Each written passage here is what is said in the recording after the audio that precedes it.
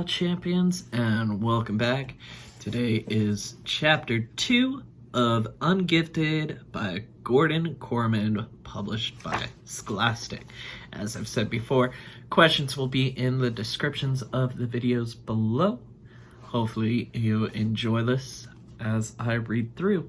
We are on chapter 2 of Ungifted by Gordon Korman. Chapter 2. Unidentified.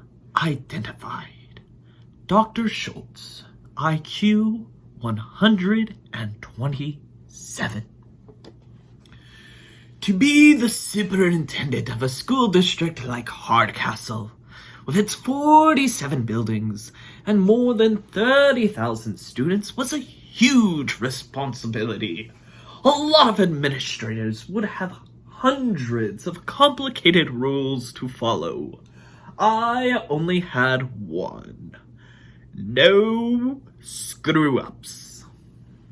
So when I took the time out of my busy schedule and burdensome duties to attend a middle school basketball game, I expected only to see orderly students, good sportsmanship, and happy alumni.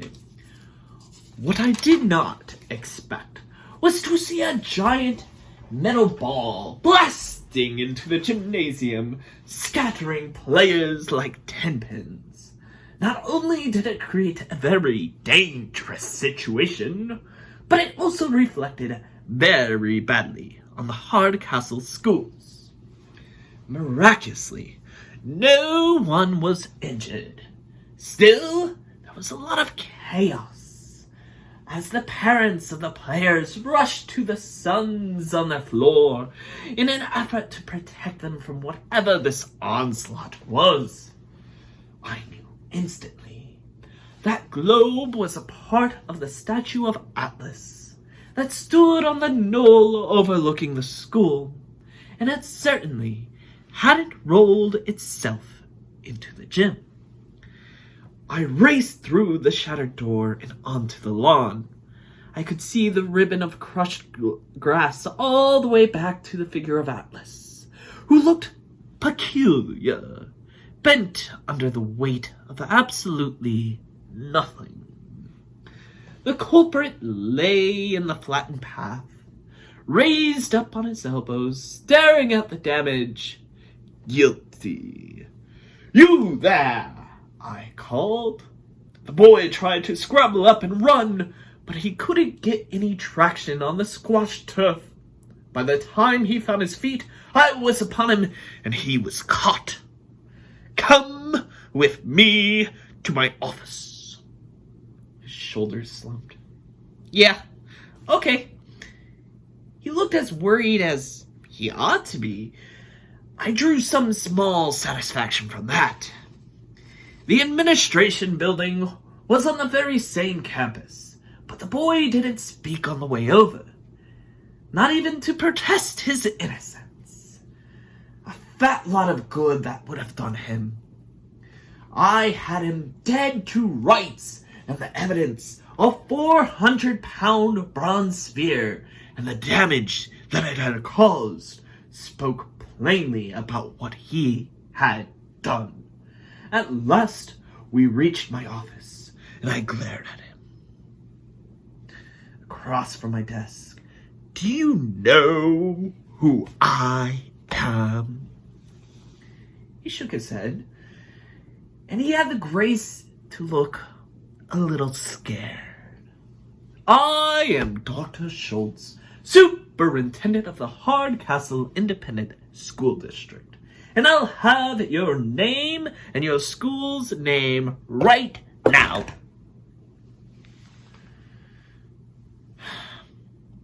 Donovan Curtis. I go here. I mean, Hardcastle Middle, where it happened. I wrote the information on a piece of paper on the cluttered desk in front of me.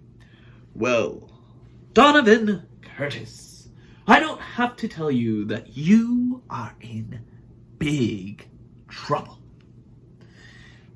You're lucky that no one was hurt or even killed by that stunt of yours. Why would you do such a thing? It was an accident?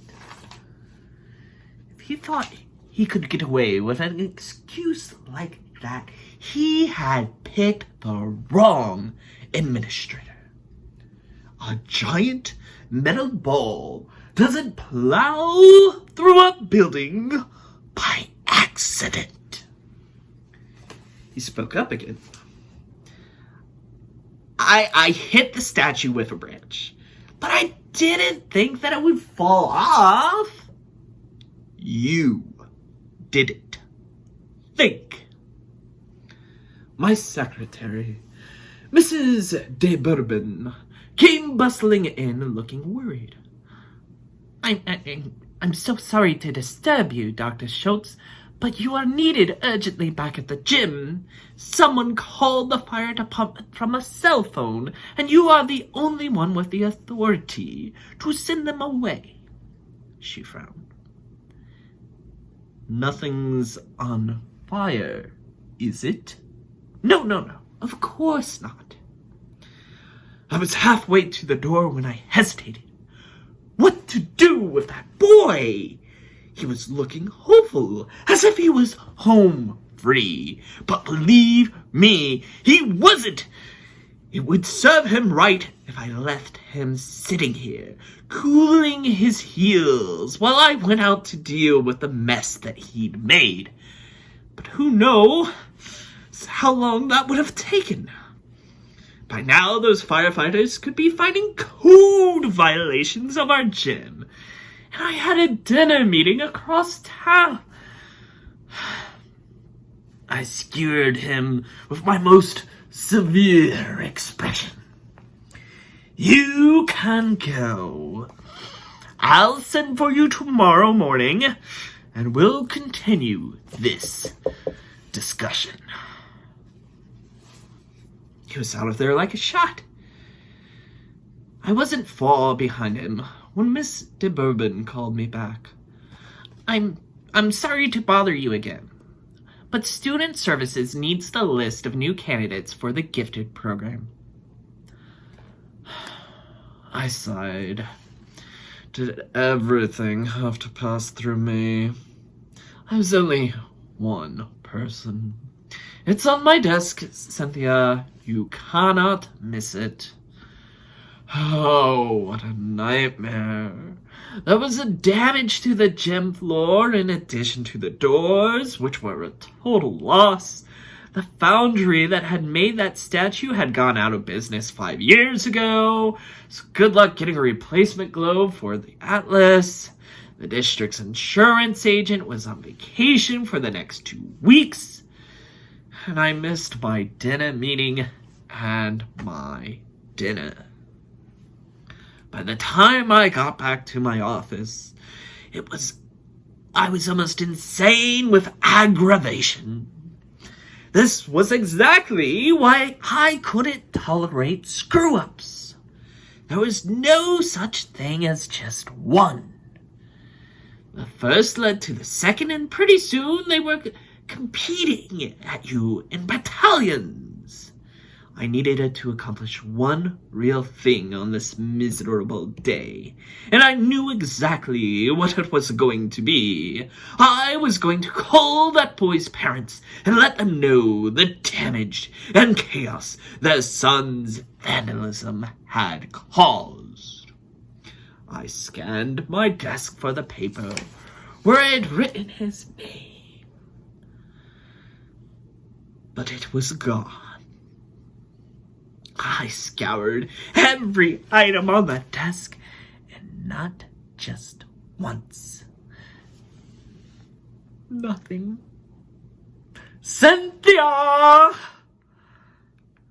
But she had already left for the day. How could this be? That boy must have snuck back in and stolen that paper, hoping that I'd forget his name among the 30,000 students that I'm responsible for. Well, he was wrong about that. His name was...